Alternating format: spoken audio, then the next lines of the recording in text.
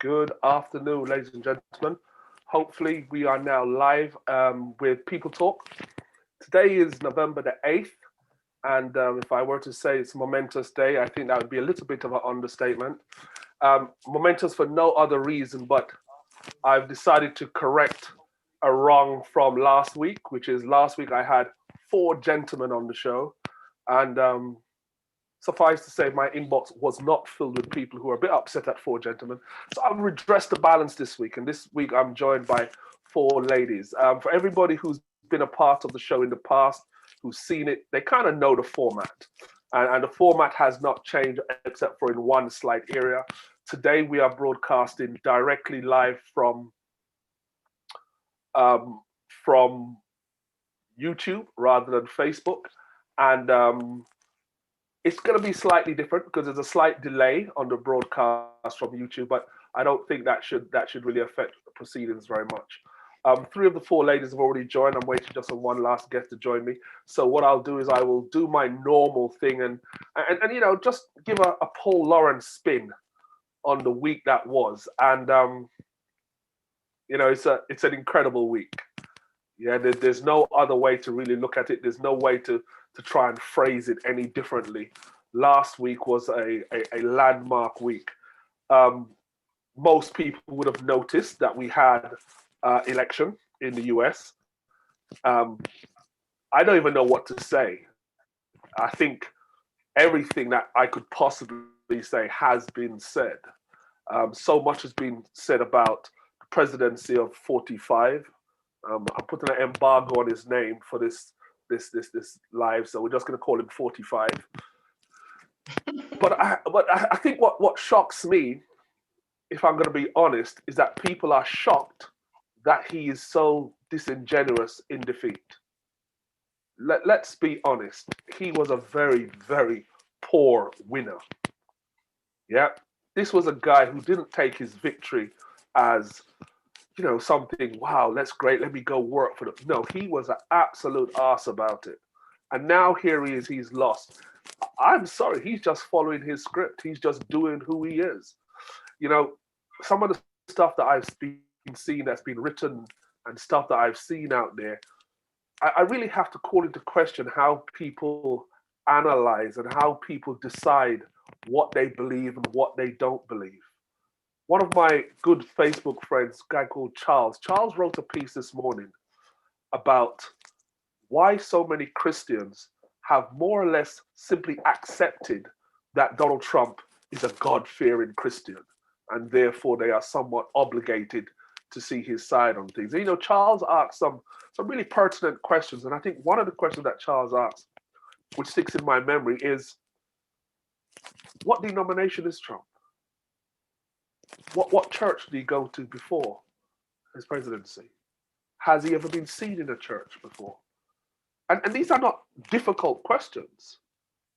These are very simple, very straightforward questions that would legitimize his claim for being a man of God and therefore create some substance behind those who see him as the savior. I don't get it. And, one of the things I don't like to assume is that I'm the smartest person in the room.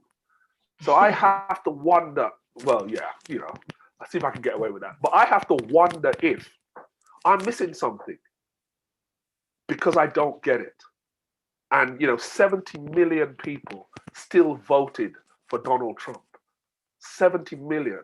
It is the highest total ever, second only to Joe Biden, who beat him.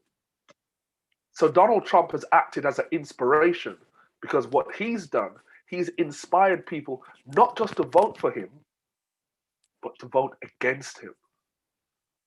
And so this morning, when people are saying, the Democrats are no better, look at their history, look at their track record, I get it. But that's not what the election was about.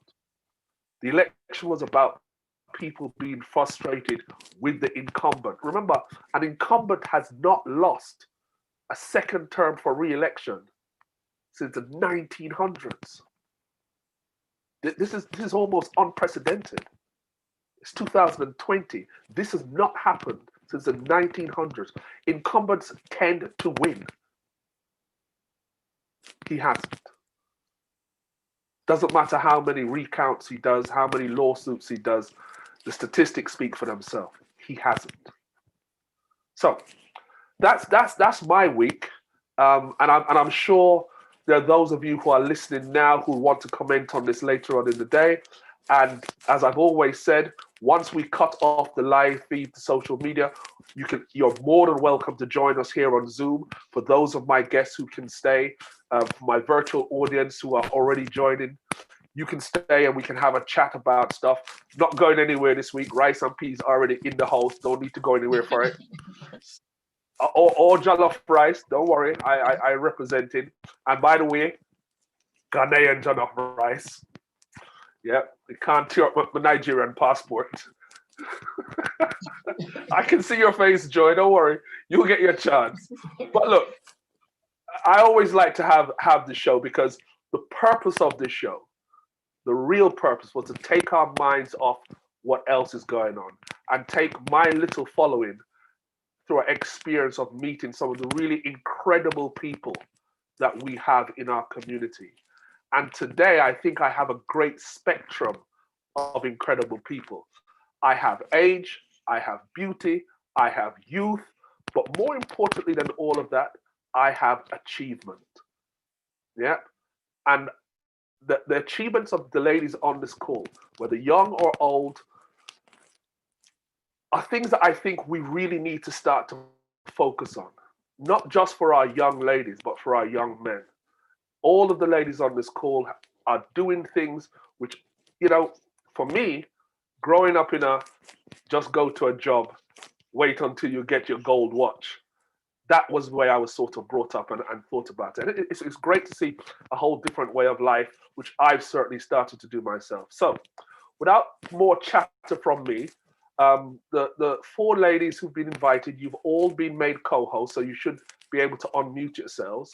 I'm going to start with Joy, only because I know Sonia has only just joined. I wanted to get a chance to settle down, and she hasn't unmuted herself yet, so I don't know if she discovered that yet. So Joy, welcome to People Talk. Good afternoon, Paul. Thank you for having me. Thank you. And good afternoon, ladies and co-hosts. Thanks for having me. Look, it's really, really great that you accepted this invitation. I know you're busy, so I'm going to go right into it. Tell us about Joy, who she is, what she does.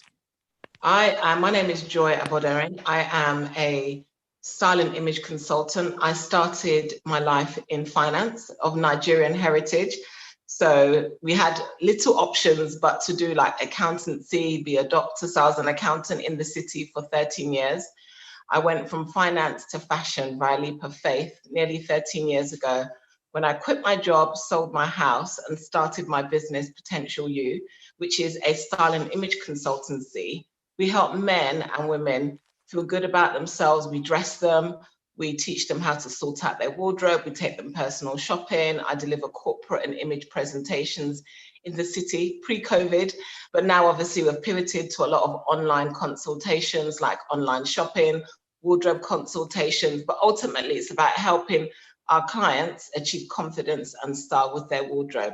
So that's what I do for a living. And I do Nigerian jollof rice, of course. Oh dear, oh dear, oh dear. Am I in the doghouse for that one? No, it's okay, it's okay. Oh, look, it's great, but I think before I move on to one of our other guests, I'd like to understand why you made the transition. Why did you make that transition? I think it's incumbent on everybody to do what they feel they're supposed to do. I'm very much about purpose. So like I said, I spent 13 years in the city as an accountant. I was head of finance. I traveled. I trained people that were older than my mom. I earned some really good money. But I remember I had like an epiphany one day. I was in a brand new property, bought my first property when I was in my 20s. So I was doing really well. And I got home and I just thought, I don't enjoy what I'm doing. I'm not finding any fulfillment in it. And I always loved fashion. So I would style my PA, I'd style people at work, I'd style friends for wedding. And I love the way it made people feel. So what I then did was I did a course at the London College of Fashion. So I'm a trained personal stylist. And then I wanted to leave my job because I just didn't find it fulfilling. I found it quite monotonous. And I knew that when I styled, it gave me joy. And I knew that it really helped people feel good about themselves. So I quit my job, wrote my letter of resignation in fair intrepidation.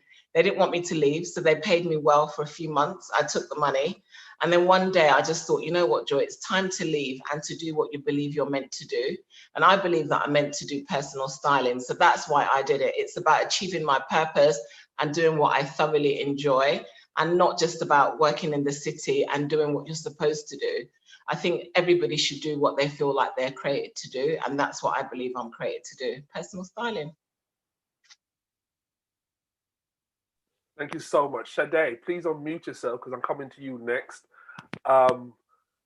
Myself and Sade had a conversation. I've decided that, like all superstars, she should have a single name to identify her. Yep. So, in the good spirit of Prince, in the good spirit of people like the older Sade, I've crowned her Sade. She has no last name. That's it. That's the superstar thing that we're working on here.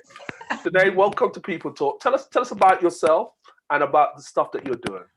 Well, hello, I'm Sade, and my business is essentially me and my services.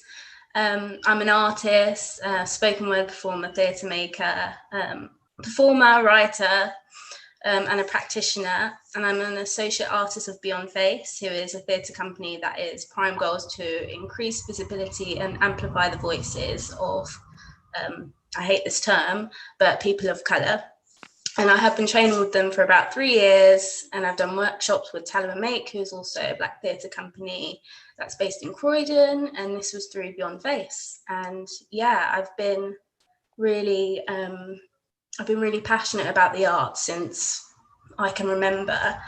And my prime goal is to basically help young people with their self-confidence and just, you know, young people that struggle with any sense of self, and just use theatre to help them do that. And yeah. I'd like you to share with our listeners and viewers why helping young people who struggle with images of self is so important to you. It's really important to me because when I was younger, I struggled with self-confidence, and I struggled with anxiety. I struggle with anxiety now, like shaking now. But I really want to help them because I feel that theatre is something that is just not, people tend to overlook it and people don't tend to take it seriously, but it actually helps a lot of people with their self-confidence, and just writing can help, you know, kind of can help you be yourself and expand on yourself, and it's a sense of expression. And I just want young people to have more of an outlet and to be able to be free to be themselves, because I wasn't, when I was younger, I felt very like confined, because I struggled with alopecia when I was young. So I think drama was a way for me to come out of my shell and, you know, kind of be who I wanted to be. And come out of your shell you have. I heard one of your interviews on BBC Radio a couple of weeks ago, and I'm not buying this shaking, nervous thing. Yeah, I think you're going to town on it and you're dining out on it, but I'm personally not buying it. Look, thank you so much for that contribution. Now I'm going to go to the person who I've actually known the longest. This is the person I've known the longest on this call. And it's funny how we know these people for so long. And, you know, we don't stay in touch every day because that's not necessary, but we bump in and out. I've spoken at her events. She's been at events where I've been at. I saw her marching purposefully through Thornton Heath the other day. Sonia, unmute yourself and say hi. Hi, good afternoon, Paul. How are you doing? I'm very well indeed. Sonia McGee, look, I think it's reasonable to say, and I can see Joy blowing you kisses. She didn't blow me a single kiss.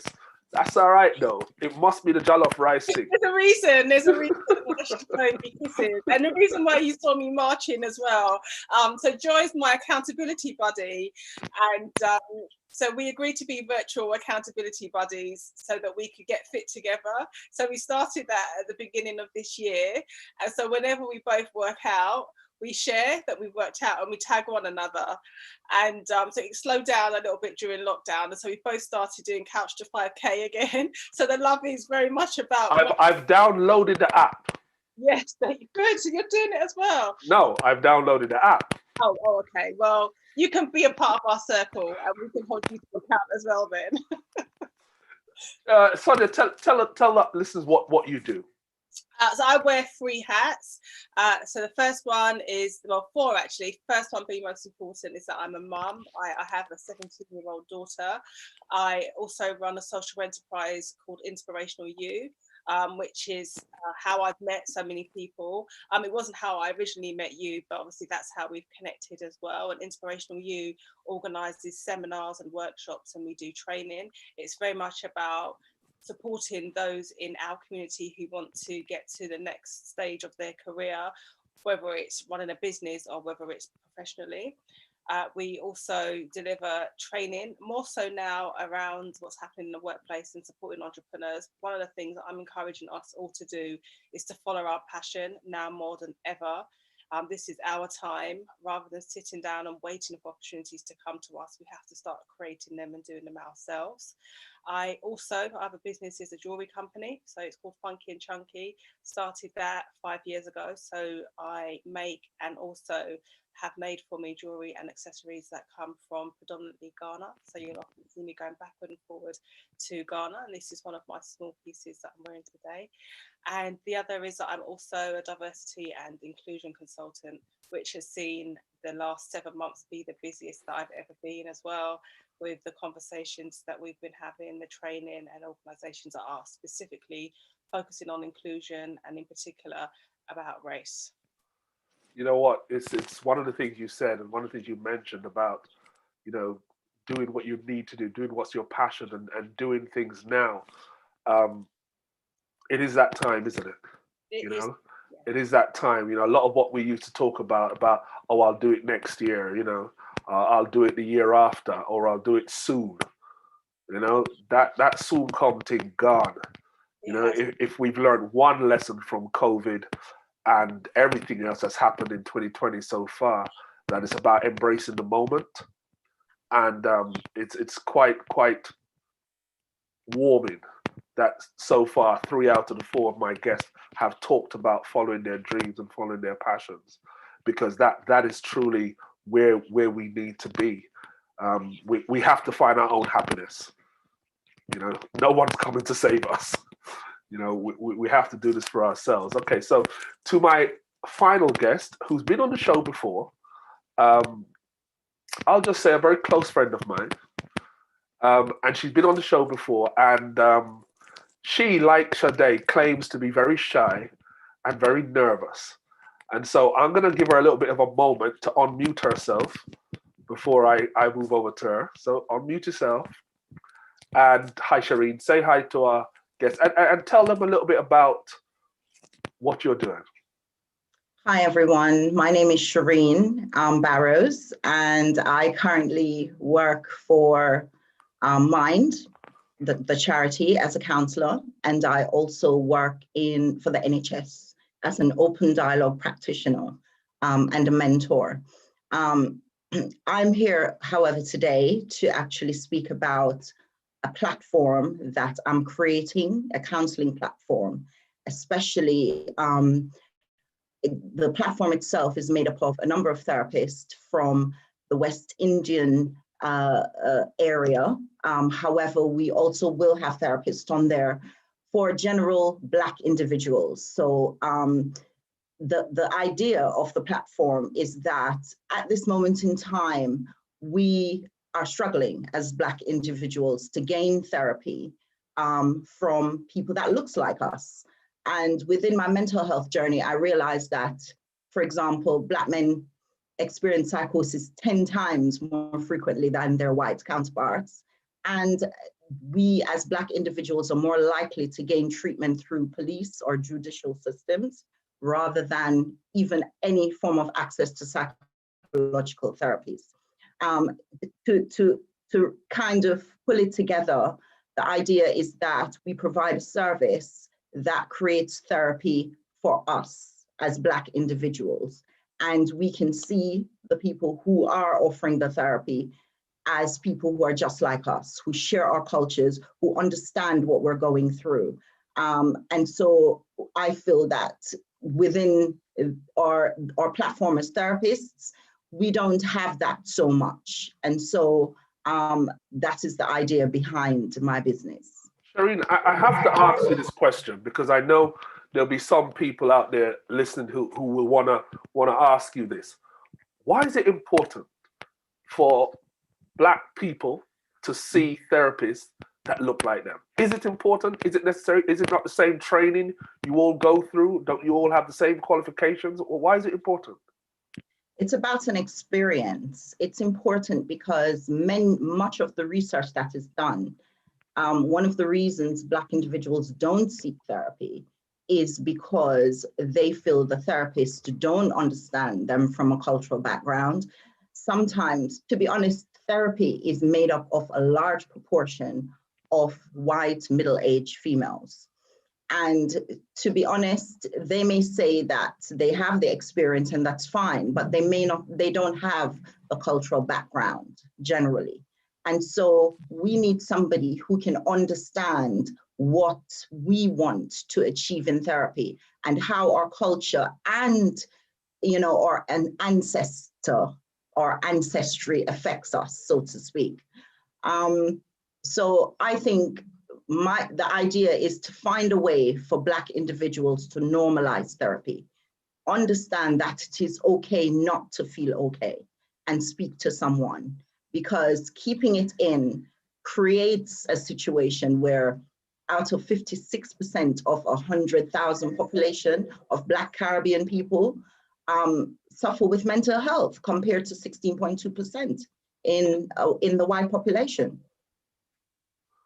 Look, I think, obviously I asked the question, I knew the answer, but it was important to have it voiced, because what I found certainly over the last few months, especially with the rise of stuff around Black Lives Mattering and that sort of stuff, has been this challenge.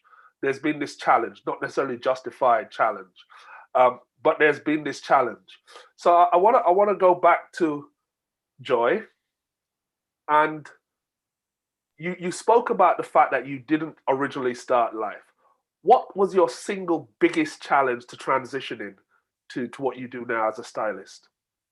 I think perhaps getting the right staff would probably be the hardest challenge.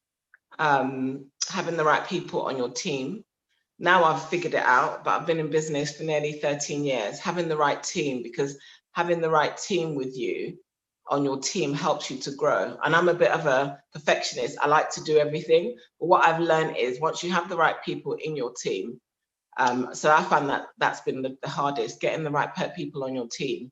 People that are reliable, people that will do the work that they're going to do, people that you're supposed to finish at 5, but if you need to go on, you'll go on. So to me, that's probably been the hardest challenge, I'd say, getting the right team. Yeah, you know what? With a good work ethic. And you know what? That's so important. You say you're a perfectionist, and you shouldn't apologize for that, because if you're a stylist, that's sort of what I want to hear. Yeah. And you know what? That's important. But how do you convince people that you are the one? You're the person to come to for this styling experience.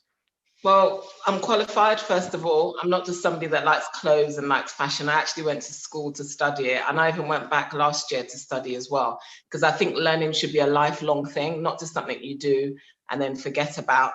I really care about the individual. So when it comes to styling, I always want to know who the client is, your personality, what are you about, and really trust. Most clients come through referrals. So my clients do a lot of speaking for me.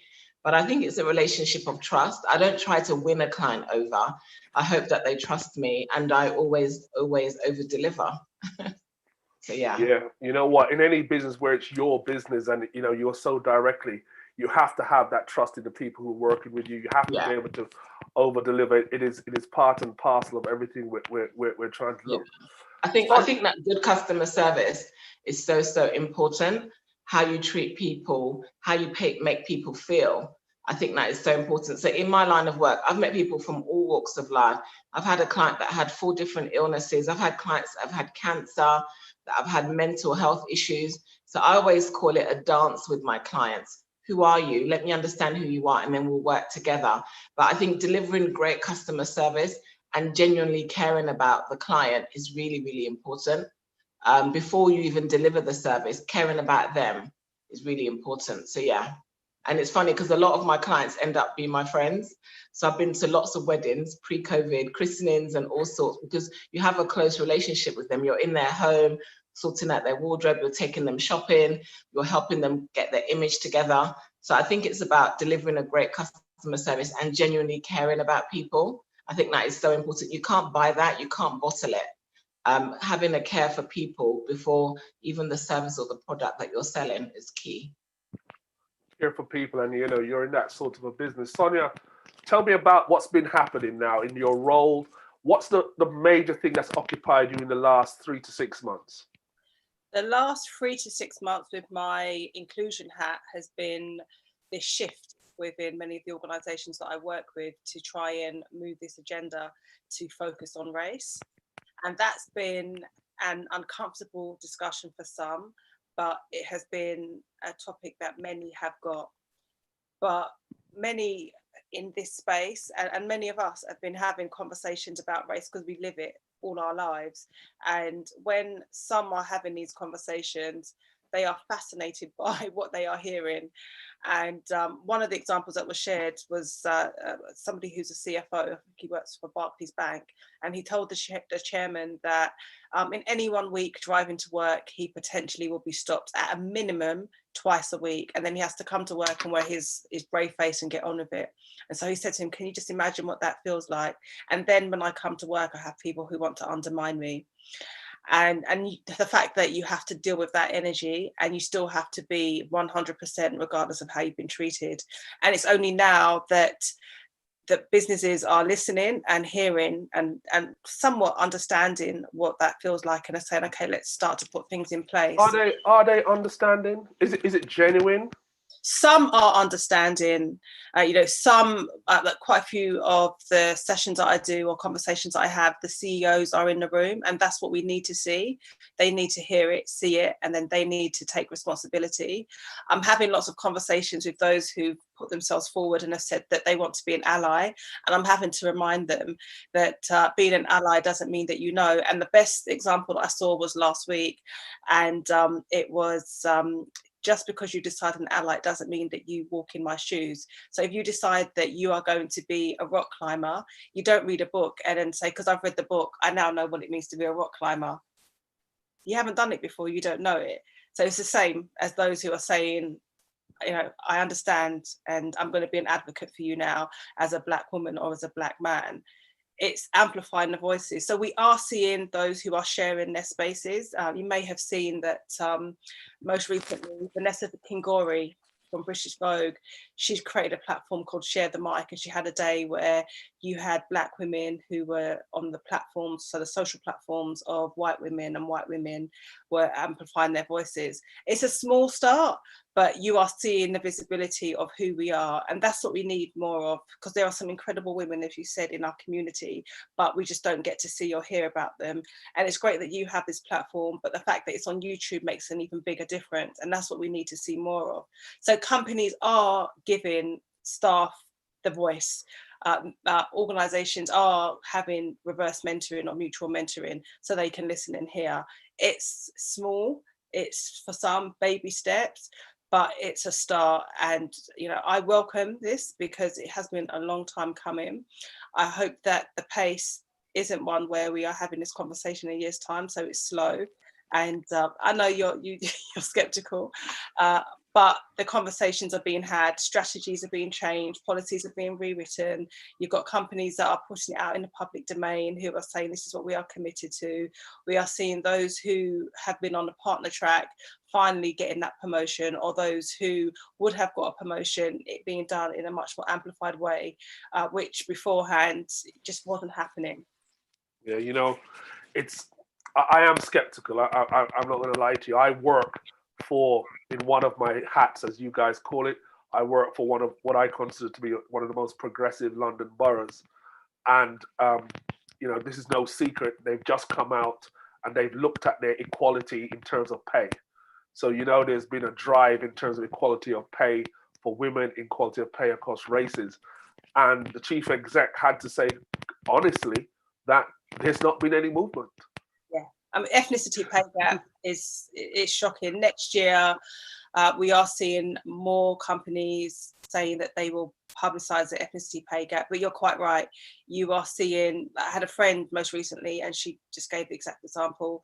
Her and a colleague started, black female, white female, same job, and the white female was on £7,000 more than she was. Yeah, it remains an uphill task. I think the thing that makes me continuously skeptical is the fact that it's 2020. Yeah. It's not 1920, it's 2020. Yeah, and that's what I emphasised, you know, when we talk and when we all have these conversations, it is about saying, you know, are we really continuing this conversation? And that's what everybody's saying. I don't want to talk anymore. I want action. And they are amplifying their voice to say, I don't want to talk. I just want to see what you're going to do. And I want to see what you're going to do. Otherwise, you're not going to keep on getting my free labour, which is contributing to conversations that are going nowhere. Yeah. Shireen, unmute yourself so we can chat. I'm aware of other platforms, BAME platforms which are there, which purport to work. Why another one? Why should we take another one? What was your motivating factor, your big single driver that said you had to do this? I think one of the biggest motivating factor for me was the fact that most of the other platforms were for general ethnic minorities. And I really do believe that our issues are different. I feel that I would like to have a therapist who actually understands some of the challenges in terms of slavery when you come from different heritages and how it has impacted you as an individual, instead of actually being in the counseling room and having to express that to someone.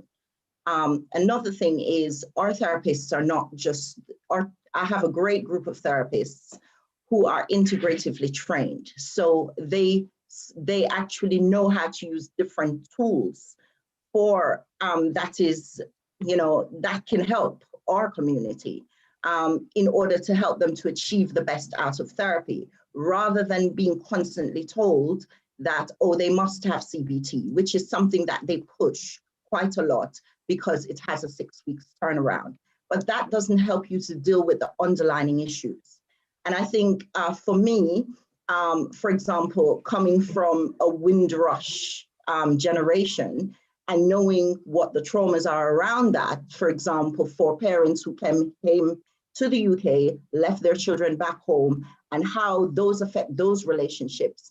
And also creating a forum, for example, say couples therapy, dealing with codependency, because you sometimes within our community, domestic violence rates are quite high because we stick with people we know, because we feel safer in that way. But the idea is to create these tools, such as not only from a Eurocentric point of view, such as CBT, person-centered, but also from an Afrocentric point of view. Shade mentioned things like poetry, spoken word. Those are things that we can use within our communities when someone is not necessarily ideal for Eurocentric therapies as well. Yeah, I think you put two words together, not ideal for Eurocentric therapies, and that is an absolute must when we think about, if I think about my education, and obviously I'm not a therapist, I have no skills in that section, but when I think about my academic education, and I'm going to refer to history, and I remember just how absolutely Eurocentric it was, and how useless it is for a little boy from Spanish Town, just totally useless for me within that country. I'll admit that it has served me better since I've been here, but back home, why was I taught about Cromwell and Sir Walter Raleigh, Francis Drake? What was it? And we have to talk about, Dawn Butler talks about decolonizing education, and I think it serves us to try and decolonize all aspects of our daily life. And I think therapy is certainly a place that we need to be looking at decolonizing it, because it doesn't work for us. Mm. You know, it simply doesn't work for us. The rates of black men, and I'll speak as a black man who started the It's Time We Talk sessions with 100 Black Men of London, and I started that simply because we don't talk about this stuff. Yeah, we simply don't talk about this. And I'll be straight, I'll be honest. I don't talk about this stuff. You know, if you look at me too hard and say, Paul, I think I'm like, no, don't examine me. Don't get into my head. You don't want to go in there. Scary place.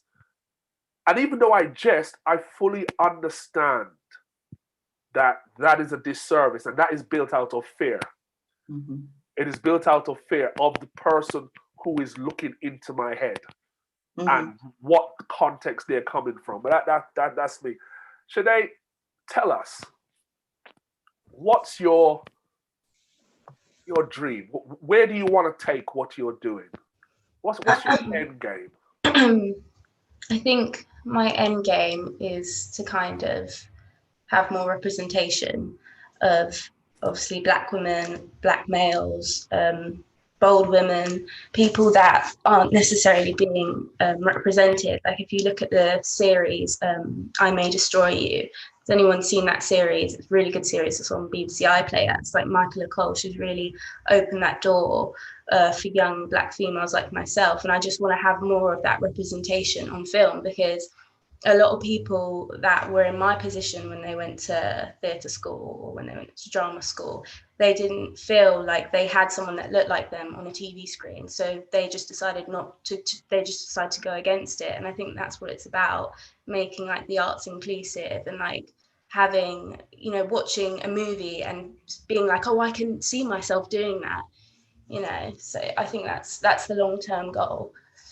Good. I just want to point out that someone has put in the chat, someone named Sasha. I don't know if that's Sasha from St. George's in Jamaica. Sasha keeps popping up in my life. He's put something up, which is for you, asking you to take a look at a website called wordsofcolor.co.uk and to contact Joy Francis. So, you know what? We're getting your voice out. And, you know, as other people have already said, having a black platform for mental health practitioners is absolutely needed. And I can see the same over in YouTube. People really understand the need and the change for that. We can't escape the question of race. Yeah, you know, we can try that as much as possible. And I'm going to pick on the Nigerian jollof rice expert. And I'm going to ask her, has your race impacted on your business at all? Most certainly, without a shadow of a doubt. I think it's naive to think that we live in a colorblind world. The truth is, most of us are visual. You see first with your senses are heightened, so it definitely has. I've had people ask me stupid questions like, can you star white women? I've had people be really ignorant, to be quite honest with you. And I do think it's harder for black people. I worked in the city. I was always the token black girl. I would always work the crazy hours, put in all the work. So it's not an even playing field. But for me, I don't do my job to do it well just for myself. I do it so that the next young black person will be seen that she can do the same thing as well. So I'm also a trained mentor. I've been trained as a mentor for 20 years. So I have mentees that I work with. And it's not just about me, it's about letting other people see that, okay, you've done it, you can do it as well. But our color does matter. It's not an even playing field. But my passion is, I think for us, it's important for us to do our own thing as well, and not just always rely on them to give you the promotion or give you that or give you that. I remember one day I was in a city, so I worked for a massive firm, I'll mention no names. They're like one of the big five. And I remember working and I remember looking at one of this guy's invoice, and his invoice was nearly 20K for like a short space of time. And it was like, oh, I heard you in the office late at night working. And I was thinking, I don't get a fraction of what you get paid. So we're not paid the same, we're not rewarded the same. So I think it's incumbent on us to also find things that we like to do as well. Build your own thing. Don't always wait for somebody else to do it for you, because we may be waiting forever. I think the fact that we're in 2020, and I think they said, how many people voted for Trump? I think it shows us that the world that we live in hasn't been, how many? 70 million. Yeah, 70 million. I think that is just appalling, because the guy showed us who he was, but people still supported him. So to me, it tells us exactly what's going on in the world. And if we think we're different from the Americans, we're not. They're just more overt than us about racism. So I think as Black people, we need to do our own thing as well. Don't always wait for them to give you a promotion. Don't always wait for them to get it, because sometimes they may not get it. And I just think I just couldn't do it anymore. I couldn't do the pub visits. I wasn't interested in going to the pub. I wasn't interested in hanging around with them. I just wanted to do my job and do it well. But that's not always appreciated, and we're not remunerated accordingly. So do your own. That's what I would say. But of course, skin matters. We do not live in a colorblind world, unfortunately. I tell you what, there's so many triggers, so many triggers for me in what you just said. I'll share just this one story, because as you were going along, 3-4 things popped up, but I'll share just one. When I did my very, very first appraisal, and I will name names, I was working for Mercury Communications at the time as a engineer, as a network engineer. I'd come from Jamaica. I had my 6.5 years experience as an engineer. I came into Mercury Communications. I got the job. I started working as a network engineer. I think I did a great job. My first appraisal, in those days, appraisals were scored on 1 to 10. Yeah. Every single section had either 9 or 10. When I got to the final page, the number at the back was 7. Now, I used to teach math. So for me, 7 ain't gonna work. And I sat down with the guy and I said to the guy, explain this to me. Explain this 7 to me. You know what he said to me, Joy? He said to me, but Paul, you don't really socialize with us. Yeah, they love that, Paul. I'm not joking. They absolutely love it. I never went. I wasn't interested, but that is where they hang out. That's their life. And so you'll always be treated differently because you don't want to socialize with them. But my work is my work, or was my work, and my social life is my social life. I don't go to the pub. I don't drink alcohol. So what am I doing in the pub? I wanted to go home, but that socializing part, they absolutely love it. And if you don't do it, they ostracize you. Absolutely. So of course, I'm just about a year out of Jamaica, and the yardie comes out. What did you say? What did you do? I just said to him, listen, we're not there for socialize, we don't know. We don't know, no. We don't like, no. And the bottom line of that story is that he then said, oh, I'll change it to an 8. And I said, no. I said, you're not going to change it to an 8 just because I came in here and argued it. If you're changing it to an 8, it must be through recognition of my work, not because I argued it. And the last thing I'll say is this. It is exactly that reason why so many Black guys I know work for themselves. Yeah, I couldn't do it anymore. I just couldn't do it. We've been in the system. We've tried in the system. And the system has told us, we don't value you. So what do? We go out. We do something different. Shireen, I can see everybody nodding at this one. I don't even know who to go to next. Well, let me go to Shireen. People say they don't see color. As a therapist, is this true? Definitely not. It is not true. And even in therapeutic organizations, they definitely see color. I mean, I spoke earlier about the fact that the therapeutic industry is filled with middle-aged white women. And it's almost as though they do not want to lose that mantle, And so as a Black therapist, when you come into that world, you feel like a fish out of water because it is about systems for them. For me, I'm in therapy because I empathize with the human condition. And my expectation is that therapists, or most therapists, will be like that, but that is not the reality in these organizations. So no, in terms of just no they're not. And I've had to kind of push through the boundaries that for example, being in a industry where there are few Black women who reach at a certain level in that industry, you are still kind of you have to be cautious in that you are only there for tokenism at times. It isn't because they feel that, you know, they want to include Black individuals. You're there because they're told that somebody of color needs to be there. Yeah. And I think that's a very important point. And I don't want to stray from, and the reason why I don't want to do that is because for some sections of the population, they need to understand that even though we know that we may be a token, it doesn't mean we're incompetent. Absolutely. Yeah. So, and I think people need to understand that. So Joy has spoken about it. Sonia has spoken about it. I'm sure Shade, if she's not experienced it yet, she will. Where you're the only Black person in the room. Yep. Shade, thumbs up. You're the only Black person in the room. And I think people need to understand that when we are the only Black person in the room, this is not because I'm sorry for it. Absolutely. We have to be firing at a level much higher than our white counterparts. Yeah, we have to be delivering 4 or 5 times more than that guy who's pulling in more than Joy was. Yeah, she can't slip. If she goes home early one day, the world will know about it. Everybody in the office will know about it. So it's very important that people don't think because we use the word we are chosen as a token, that means that somehow we've had an easy ride. You know, I've heard people say, oh, Paul, you work on the plantation. I work on the plantation, an air-conditioned office that I drive to in my air-conditioned car. So at the end of the day, don't call me a token.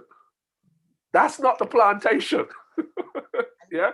What I can also say is that I use that as a platform. So for example, Black History Month came around. I'm the only Black person there. And so they bring that to me. Now, instead of getting upset about it, I just felt to myself, do you know what? I am going to use this platform to educate other Black individuals within the borough about what services are available for them. So for me, I utilize it to help my own community, regardless of what their reasoning for giving that opportunity to me is. And that is definitely the secret. That's definitely the secret. I make no bones about it.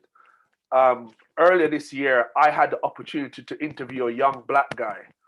And it's quite funny because many years ago, the guy who is now my best friend, I had the opportunity to interview him.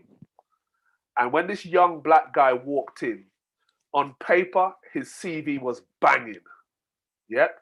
He was a little bit late, not his fault. He couldn't find the building. I couldn't find it when I had to go there the first time. And he was nervous. And he was being interviewed by myself and a young lady. And I asked the young lady to go get him a glass of water. Not because I'm sexist, but because I wanted to have a quick word with him. And I said to him, relax. You got this. Just relax. Oh, sir, but I was late. I said, yeah, don't worry about that. Yeah.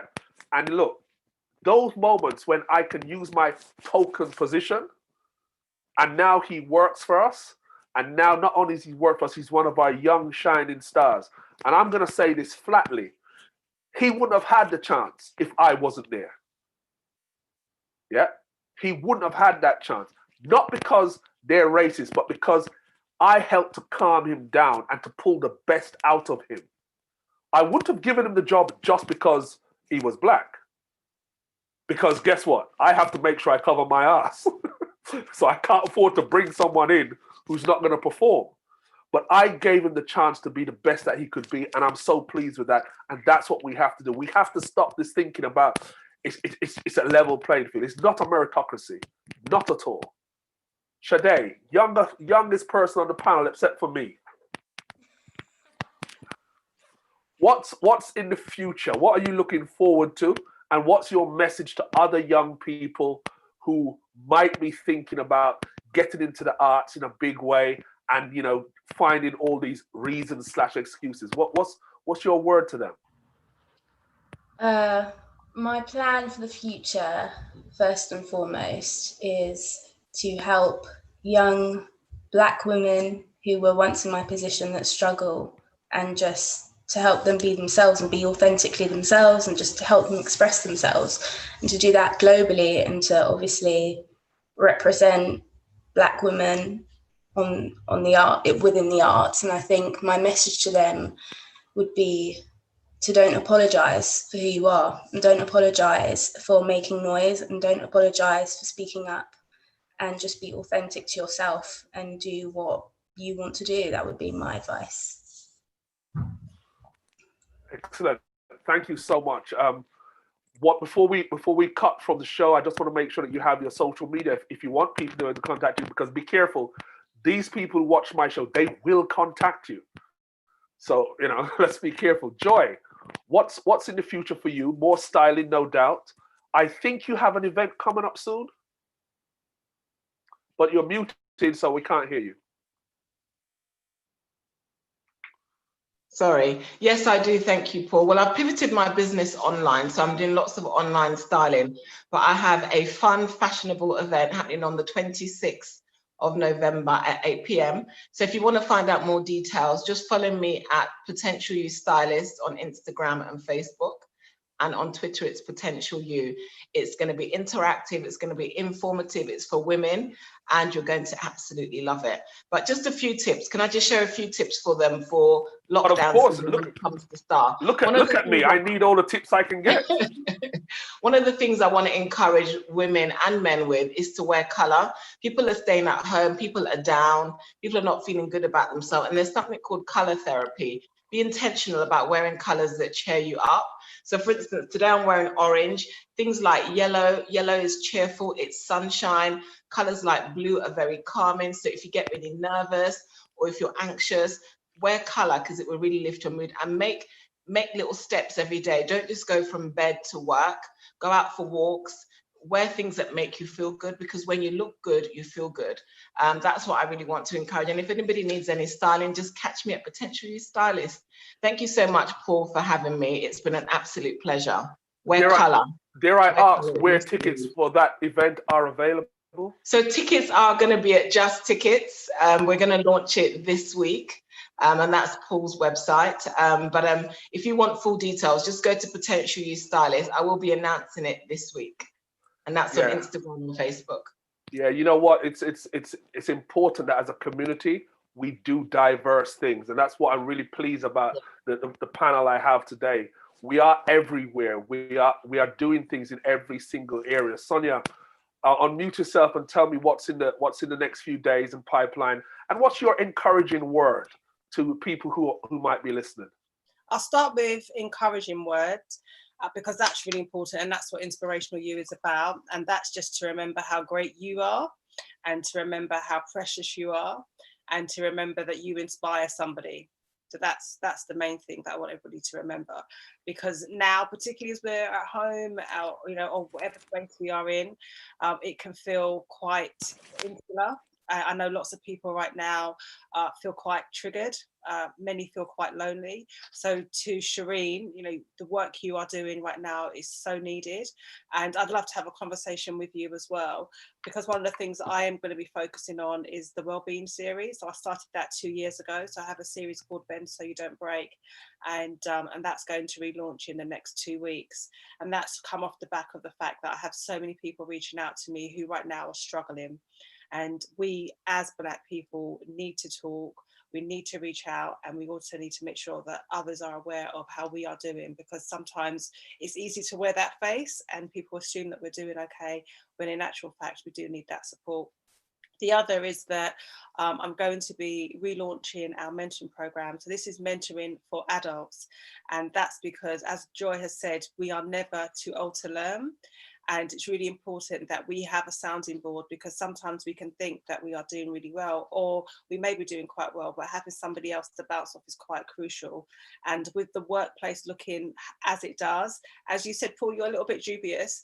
It is important that we really start to think about and explore our options, and having an external mentor gives you that external perspective. So that's also going to be launching. So you can just follow that on the socials as well.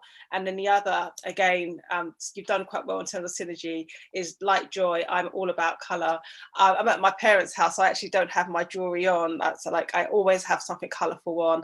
Colour makes a huge difference. It's how people receive you. It's how you feel about yourself. And I normally have something really bold and statement-y on. And I encourage women or men to wear something that just makes you stand out, makes you feel good, because that's also how you will feel about yourself and how others will receive you. Thank you so much. I think it's right that I come to the psychologist person last, because everything we've been talking about is about how you feel, and using different bits and pieces to improve how you feel. And you know what? Unashamedly spending some time investing in you. I think we've been dissuaded from doing that, and that time is past. Shireen Burrows, unmute yourself and tell us your final bits and pieces and your encouraging word, your message to others. I think for me, okay, I have 4 daughters, and I wanted them to know that they could achieve anything they invested their time and energy in. They could be successful without having to rely on marriages, men, or relationship, but to feel whole within themselves. I think for me, we all have a purpose, and I'm merely a vessel to help and support people to fulfill those. And I think that for me, helping our community to heal is a major part of what my purpose is. The things I would like to leave with you guys are the 5 ways to well-being. I've always said this on a program: connect with someone. Be mindful of the things you're doing in terms of, and also go for a walk. Exercise is quite important. Learn something new, yeah? Because things like that help us to actually be able to live through this kind of COVID period. So don't forget to do your exercise, however form that takes for you. Whether it's just going down the block for a walk, it will help you in terms of your mental health. Thank you so much, Shireen. I know you've given those things about well-being before. Look, guys, it has been wonderful speaking to everyone. If you have any last bits and pieces you'd like to say, let me know. I know at least one of my guests has to go at 3 o'clock, so that's not a problem. As usual, we're going to stay on Zoom for a while longer. Anybody who's out there, either on YouTube or watching us on Facebook, please, if you'd like to join us here in the Zoom as we talk about other stuff, please feel free to do so. I'm about to post the link for the Zoom again, so if you want to join, you can do so. But I just want to wrap up by saying, look, guys, what we've seen today is another demonstration that we are fully capable of doing a wide range of bits and pieces. Professions, there is no profession we're not able to do. Yeah. There is no such thing as tokenism when it comes to a Black person who has worked hard to get to where they are. Doesn't matter whether it's their own company or it's in a white so-called establishment company. The reality of the matter is none of us are there because we're incompetent and they're giving us a leg up to make up the numbers. It doesn't happen that way. Yeah. They might take you on to make up the numbers, but you still damn well have to be good at what you do. Because if you're not, they'll just sack you and they'll hold you up as an example of them trying and us failing. So let's be realistic and let's start to look at things differently. Let's be encouraged that there are avenues to step out beyond what we consider the social norms. We heard Joy talking about doing the very African thing. She became a good accountant, a great accountant. But that wasn't where her heart was. That wasn't where her passion was. And what did she do? She stepped away from that into something where she has that passion and she wants to do her stuff. There is nothing more beautiful than working in a job that you love. Nothing more beautiful. I grew up in Jamaica with a radio DJ called Barry G. And very, very young, it occurred to me that Barry G enjoyed his job so much because I felt like this man don't need pay because he was just having fun. He was enjoying himself. And that is what you have to strive for. Doesn't matter what your work is. Try to strive for that. And guess what? Maybe you can't have that in your job, then what you need to do is figure out what you're doing Saturday, Sunday. Yeah. When I wrote my piece for Westminster City Council for Black History Month, that's what I told them. I'm not here for friends. I'm here for what your enormous salary can pay me to do on Saturday and Sunday. Some of them didn't like it, but they can't sack me yet. So just make sure that you're doing stuff that feeds your soul, stuff that builds your soul, and you will find it so much easier. Ladies and gentlemen, Paul Lawrence here for People Talk. Next week, we are going to be discussing internet dating. Yeah, yes, I have decided that I'm going to bridge that enormous gap called internet dating. And I have one gentleman who is now married to the person he met on the internet. I hope so, because he did say he has a success story. So I hope he's married to her. We're going to speak to someone else who has indulged and has openly said so and not found much of the spring.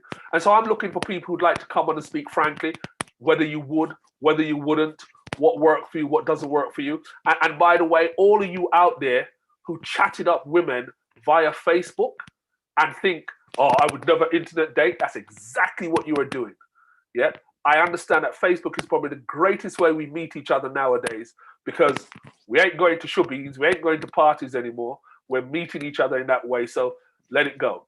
I'm about to disconnect from YouTube. I am going to continue. I have a lovely video to share with the people here. I can't share it into YouTube because I'd probably get sued. So